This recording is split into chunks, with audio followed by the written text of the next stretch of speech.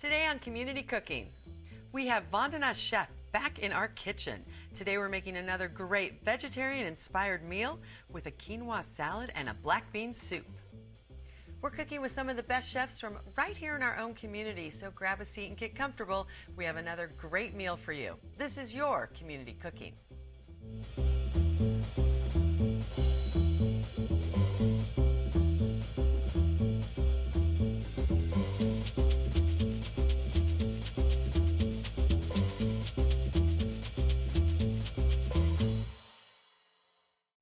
Hi and welcome to Community Cooking. I'm your host Maria Prekachis, and today I'm always excited to have my friend Vandana Chef with us. Welcome. Thank you, Maria. I'm thrilled to be here. I love when you come because we get to talk about nutrition. I get it for free, so you all get it for free, which is great because Happy to share. You are a registered dietitian and a nutrition, expert. What's your title? Nutrition educator. Nutrition educator. So you help people with their relationship with food. Absolutely. My favorite part. I love it. I love it. You always bring healthy, usually vegetarian. If you're not a vegetarian, you can add meat. But all the vegetarian dishes that you've taught me to make, people don't know there's not meat in them because they're so flavorful and they're easy. That's the key, right? Food needs to be quick, easy, healthy, and delicious. And you do all of that. Tell me before we get started, you work with clients of, whether they're thin or fit or an athlete or want to lose weight. You work with a variety of clients.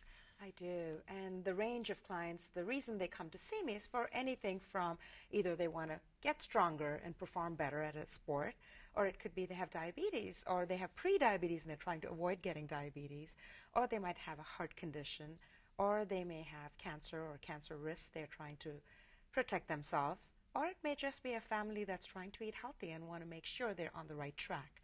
Well, I always say someone like me who I tend to eat try to eat healthy. I work out, but there's still so much to learn. So someone like me could come to you easily. Anyone can come in and see me, and it's just a conversation. There's no procedures done. We are just having a conversation. But the focus is food. It's really not just the science. I use the science to help you understand what the food is doing to your body and how we can get you to where you want to be.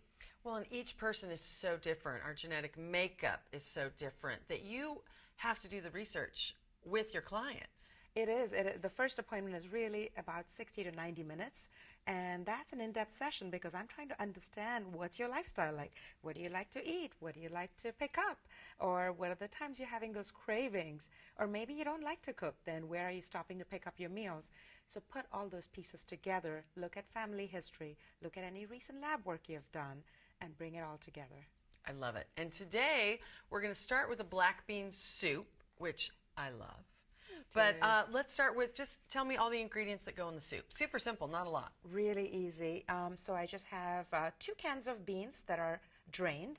Okay. And then 2 cans, I'm leaving the liquid in there. We're going to use that as part of the broth in our soup. I have some fire-roasted tomatoes. This is from a can. Canned tomatoes are a wonderful way of adding flavor, especially fire-roasted. I'm adding some onion, garlic. As far as spices goes, I'm just using cumin and roasted smoked paprika. Perfect. And I'm using oil. A little bit of oil. Yep. So again, this is it. Few, not many ingredients. I love it. And healthy. So where do we get started for the soup? Okay. So first thing we want to do is heat up your pan. Okay. And you want to add some oil and chop some onions, and we're going to throw that in there. But before we do, while I do that, maybe I can have you actually mash some beans in here. That was my job at Thanksgiving growing up. I had to mash the potatoes. And so we're going to be mashing some beans. Okay. And remember, 2 cans with the juice, 2 cans drained. Exactly.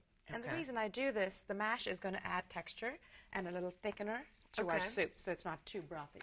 And do you mash both sets or just one? Just this one, and that way you still have some beans that are whole. Yeah. Okay, so while you do that, I'm going to start. She knows I don't cut onions because I cry. And red onion, you like to use as much color in your food as possible. I do. You know me well, Maria. I love eating with my eyes, just like most of us do. And it just looks pretty. Look, and this is a good workout. Mash some beans at home. Go ahead and mash them. So talk to me a little bit about, now you're mainly vegetarian. I am. You try to get your clients plant-based. I try to help them shift towards a plant-based diet. It doesn't have to be all or nothing. And so I always provide them with ideas of how to include more plant-based foods into their lifestyle. Well, why? It's always, you know, there's always some new thing, but plant-based, you know, everyone's like, eat plant-based diets. Why is that so much better for us? Well, a lot of research has gone into this field, and we've found that eating more plant-based foods are actually helpful for our bodies. It can help us protect against certain chronic conditions like heart disease, help with diabetes, some types of cancer, maybe even help with longevity. Sign me up. And of course, it's going to be also environmentally friendly. And so that's true. It's a good way to do it. And again, it doesn't have to be all the time, but if you can include even one meatless meal per week, that's a good start. Well, and that's what I think people, they'll do fad diets or fad eating, you know, you need to eat this way, or it's all, you know, no carbs or this and that. And I grew up in a Greek household where it was just moderation, because that's how my ancestors were, and they, you know, ate what they had, and a meal was about the people around it, not shoving your food in as fast as you can. So important. And, you know, culturally, you're blessed that you had that experience growing up. Not everyone did. And so part of my focus in my practice is really to help my clients have that relationship with food, understand what their emotions are when they talk about food. Because sometimes they may not even like a food, but they've been binging on this food because it somehow triggered certain emotions in them. Which you don't even think of. Everyone thinks of emotional eating. You go, you know, you have a bad day, or you have a good day and you want to treat yourself, or you have a bad day and, you know, or you're tired, and sugar just seems like, well, that's going to perk me up. Yeah. And so having that relationship, having that time to really sit down and savor and identify what that connection is between your food and mood, that's key. I love there are a couple even restaurants and fast food restaurants who, because today's society, everyone's eating fast and their phones are at their table, and they, you know, have a little thing where everyone puts their phone away. So they're trying to get back to just, you know, communicating. The experience, and you don't eat as fast, and you actually taste your food. I don't think people don't taste their food anymore. So true. Interesting that you brought that up. I'm going to start this scoop, but I have something to share about that. So our pan is hot. I'm adding some oil in there. Just like a canola oil, just a light canola, oil? Yeah. And if you want to use olive oil, you could, but if you're bringing it to high heat, you're better off using just regular olive oil, not extra virgin. Okay. It doesn't do as well at super high temperatures. I'm still mashing away because it's kind of fun. And so our onions are in there. We're going to just saute them till they change their color a little bit. Okay. And so back to what we were talking about as far as the experience goes. So often, like you mentioned, we don't even think about that whole experience of eating. Oh, yeah. And so in my practice, one of the activities I do with my clients is really connect them to that experience. So I do this mindful eating exercise where I walk them through using all their senses, and they actually experience food completely differently than they would have otherwise. Well, sometimes one of my big treats and that I treat myself to is frozen yogurt. And I'll sit in the car if it's hot out, so it doesn't melt and the AC's going, or sometimes, and I just eat it. I'm like, okay, what flavor was that? I don't even remember. Right. Instead of just taking your time and enjoying it. It's surprising, you know, and that's so true. I do this exercise usually either with a nice decadent piece of dark chocolate, or I had one client who absolutely felt like she couldn't have fries, and so we said, okay, that's the one we're going to do.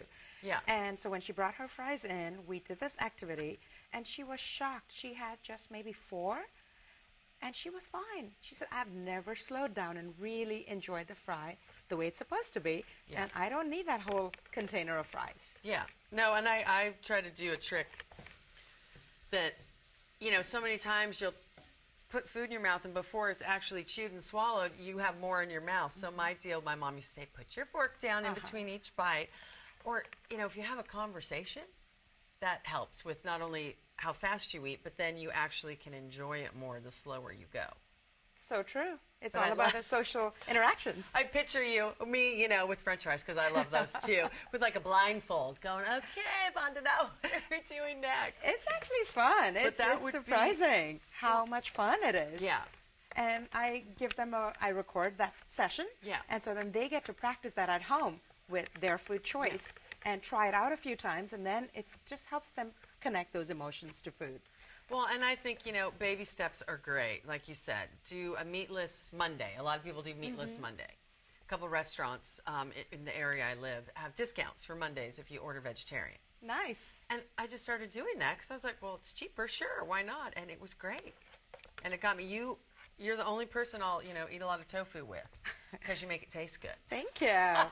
So our onions look like they've changed color a little bit, and I'm adding some garlic. And this is minced garlic. You could add fresh garlic if you choose to. Okay. I just picked this up at the store, already minced.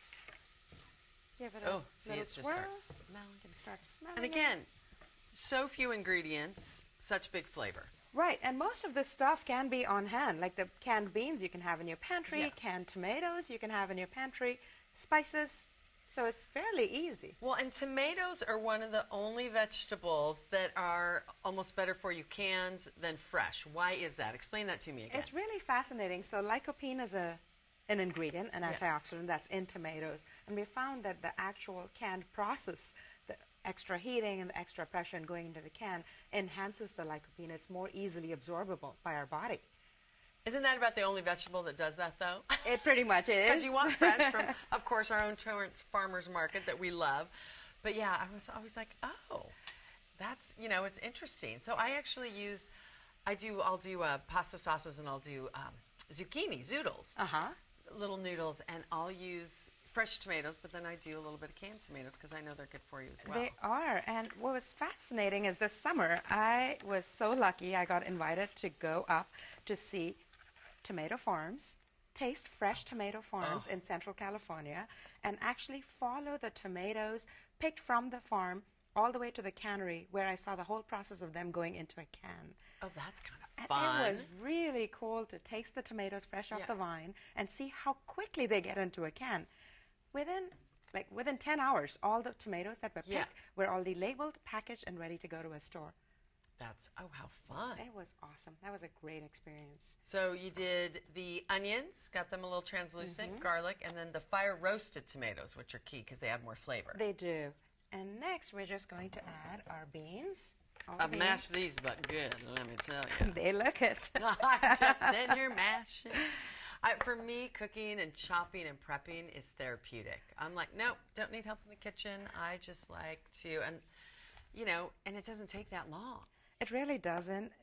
And you can just start this and turn it to low and do other things, and the soup is ready.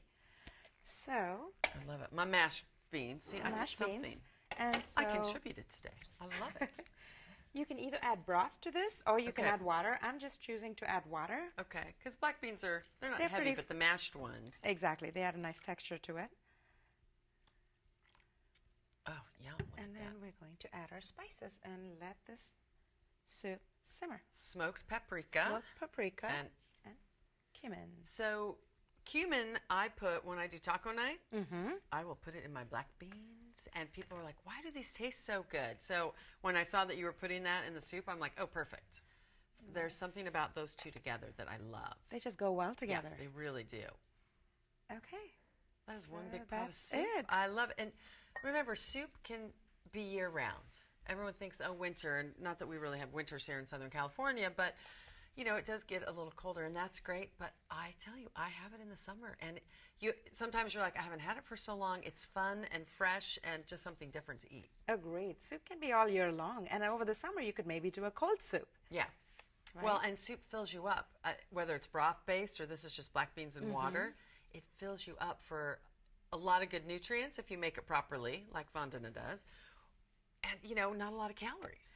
True, and this soup especially, like the black beans, talking about beans, excellent source of protein and fiber. Just half a cup of beans has almost 7 grams protein. That's close to 1 egg, and almost 7 grams fiber. So that's going to sit with you longer. We forget about fiber. All right, we're going to let that simmer a little. When we come back, we're going to start our quinoa for our quinoa salad. Quinoa salad, right? Yes. I can't wait. I saw some greens back there. Don't go anywhere. You're watching Community Cooking. Hey, I'm Joel Gamron, National Chef for Sur La Table, and this week's Meal Prep University Cooking Scrappy, it's all about fridge soup. Never throw away leftover veggies again. You can use them all up in a perfect meal prep recipe. Just roughly chop up all the veggies you've got, add some chicken bouillon, and top it with water to bring to a simmer. After about 30 minutes, add some cream and emulsify. This soup is a perfect way to clean out the fridge and make several meals at once. Portion out the soup into containers, about 1.5 cups to 2 cups each, and top with some chopped chive. You've got a week's worth of food ready to go. Hey, thanks so much for joining me this week. Make sure to check out my show, Scraps, on FYI and A&E.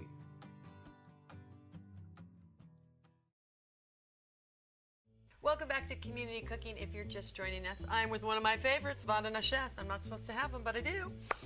So the black bean soup is simmering. It smells so good. Super easy. Now we're going to make a quinoa salad. Again, there's like 4 ingredients. It's super easy, and you can mix and match, make your own combinations. This is just a guide. Yeah. And so here are the ingredients. We have quinoa.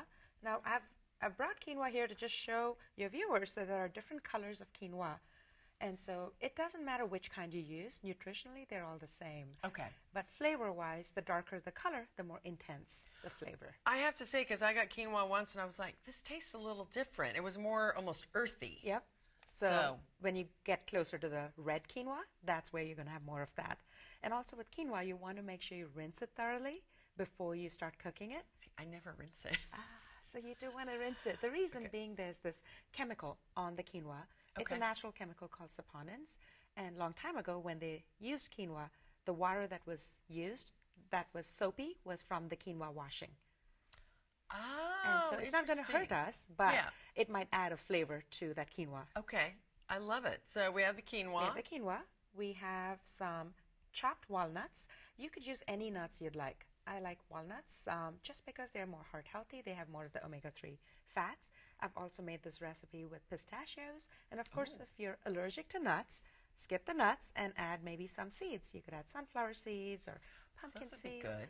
So just play around with it. Okay. And then some cranberries. Love cranberries. You don't feel like cranberries, you could add raisins, or you could add some dates, or you could skip the dried fruit and add some fresh fruit instead. Okay. Your choice. And I've got some baby kale. And so baby kale is fun. Again, we know a lot about kale, where it's very nutritious. Yeah. And so with baby kale, you can either get it whole and then chop it up, or you can get little baby kale that you don't have to do much with. Okay, the baby kale, it tastes delicious, and I love kale, but it's not as hard. It's not as thick. It's very tender. Yeah. It's much more tender. Oh, I'm switching. Perfect. And so all we're doing is I'm going to have you just chop this up because I know you like things bite-sized. I do. I'm like, they have to be bite-sized. And then you're going to, and some green onions. I'm just going to chop some green onions, and that's it. And we're going to toss it all together with a dressing. I was going to say, what kind of dressing do you use? So today I have brought a balsamic olive oil dressing, but you could use just lemon juice and olive oil. You could use your own favorite dressing that you like. Maybe you could go with pesto. I have to say my biggest decision at night, because I'm such a salad eater, is do I use red wine vinegar, balsamic, or lemon juice with a little bit of olive oil for my dressing? They are all great. They are. Yeah. And it's like, what am I in the mood for? And I'm sitting there, my boyfriend just laughs. He's like, really? Just pick one. Like, that's awesome. But it's, you know, a vinegar. It's, you have to know what you like and what you're in the mood for. And with quinoa as well, I cook it in broth instead of water. And a couple of the crew were like, oh, is that what makes it taste better sometimes? Because some people just don't like the quinoa in water. That's true. And you can use broth, and broth enhances the flavor. Yeah. You're going to add more natural flavor into the quinoa. I just use water because I'm adding flavor from other things. Yeah, I was going to say, if you add a lot of things, then water's probably better. Exactly. But sometimes I get lazy and I don't add things to my quinoa, and we're a little quinoa crazy in my house right now. Which is so good because it's a pure protein as well. It is. It's a complete protein. And what's neat is it's a gluten-free option. It's healthy. And interestingly, quinoa is actually not a grain. It's a pseudo grain. We call it a grain, or we treat it like a grain, but it's really a seed that sprouts, and we use it as a grain. I didn't know that. And during the break, we were talking about cooking it. I try to cook it till all the water's absorbed, and you say, no, treat it like pasta. I have heard that. I typically do the same thing that you do, but I use water. I do 1 to 2, so 1 cup of quinoa to 2 cups of water, and let it absorb. But you can also just put boiling water into it and just cover it and let it absorb. And I've heard that you can cook it just like pasta and drain it. And there have been some times where it actually turned a little mushy on me, so that would be good because then you can taste it. as you go. And exactly. Look at the texture. And some people might like it, you know, a little more raw. Sure. Yeah. Yeah, exactly. So, but no, we're quinoa crazy. Great. And so it's a good thing. It is. It is a wonderful option. And so I'm going to go ahead and chop this up. Okay. And I'll chop. Oh, baby kale, are you kidding me? Yeah, I barely need to chop this too. Yeah, it's really tender, as you mentioned, and it goes well in the salad. So salad and black bean soup, that would be a complete meal for me. It really is, because the black bean soup gives you the protein, gives you some fiber, and the quinoa salad gives you some grain, some carbs. It gives you the greens for the vegetables, and adds some crunch, some heart-healthy fats. And so it's a perfect combination, and finish up with some fruit for dessert. I was going to say, then you can have dessert. Yeah, fruit. Well, you can have chocolate-covered strawberries. That's true. Dark chocolate-covered strawberries, even better. Right. I love it. Yeah, I mean, you have to treat yourself every now and then. Absolutely. Indulgence is part of the whole experience. So while you're doing that, I'm just going to show our quinoa. So that's, I always call it the tricolor, but that's what it looks like after. This is actually just the red quinoa. Oh, okay, that's just the red. Yep, this is just the red quinoa, and I like this because, again, it's very visual. Yes. So between the red quinoa, the green kale, the cranberries, and the chopped walnuts and the green onions, we've had all these colors. So all we do for the salad is just toss your quinoa in and start adding all the ingredients. Now, do you add the kale last, or, because I was going to say all the small ingredients first? I do. Okay. And then, so that's the walnuts. You can buy chopped walnuts, too. You can. So today I took a shortcut. I bought the chopped walnuts. I love it. I'm Greek, so I make baklava for well, I'd say just for holidays, but it's more than that. And I'm going to add my green onions. Okay. And when you look at the recipe, typically if I was just serving this, I would actually add some protein to it. So it could be beans, it could be lentils, it could be chicken, fish, your choice. But since we're serving it with the black bean soup, I didn't feel the need to add more protein to this. Okay. So I'm skipping the protein for this option. And since she's made me a little tofu crazy, you could add a little extra firm tofu too. Exactly. That's going to add a nice flavor and the protein as well. Look at it, so pretty. So it's already pretty. And then we're going to add our kale. You add as much as you want. If you want all of it, that's fine. I want, you know, well, look at me. As much as you want, I just add almost all of it. And that's good. It adds a nice color, and then we're going to drizzle, and I'll let you toss it. Okay, perfect. I'll toss. You can check on the soup.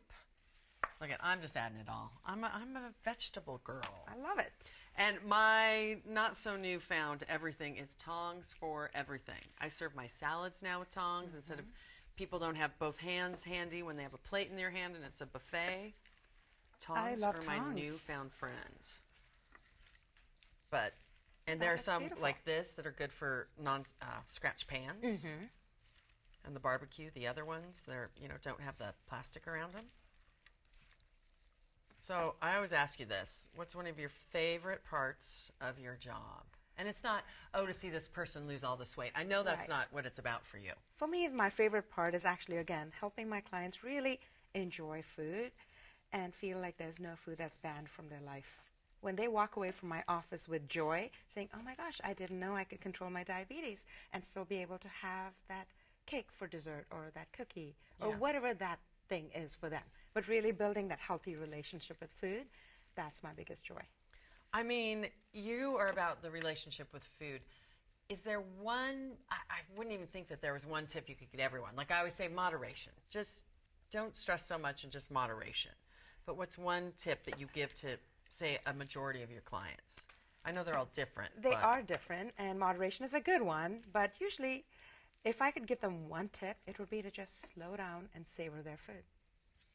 Because we're all like, a million. I mean, I do it. I work with a lot of television crews.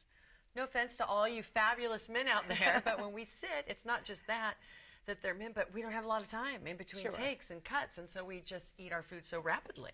So if they could even just set aside one meal or one snack where they really sit down and take the time to experience that food, I think that really is the biggest takeaway. I love it. All right, this is mixed. We're going to let the soup simmer for just another minute or so, and when we come back, we're going to clean up and taste it all the goodness with Vandana Chef. Don't go anywhere. We'll be right back with more community cooking.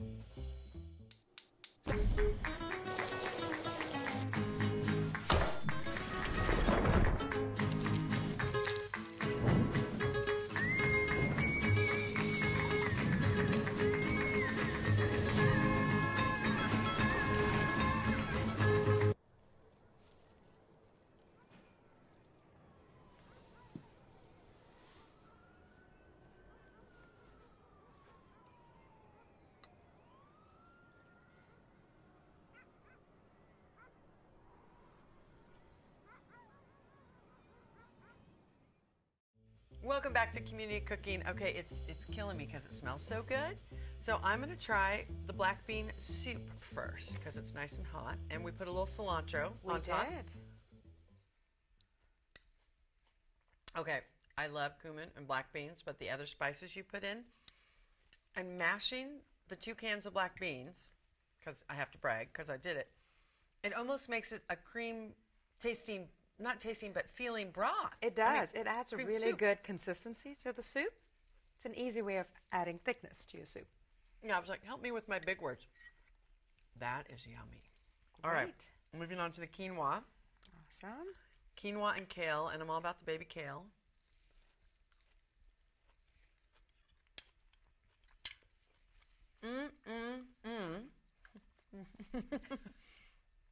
Okay, the cranberries and the walnuts just add not only texture, but such a good flavor. And I like the balsamic on this, definitely. Right? It adds it's just perfect. It seems that Mediterranean wine. It has a good profile. It's light and all this, yum. And the quinoa, not earthy at all, even though it's darker and you did it with water.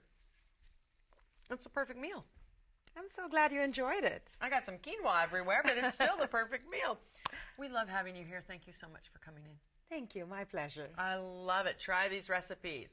And on behalf of Vandana, myself, and the entire crew, thank you for watching. And remember, we really do have some of the best chefs right here in our own community. Thanks again, and we'll see you next time on Community Cooking.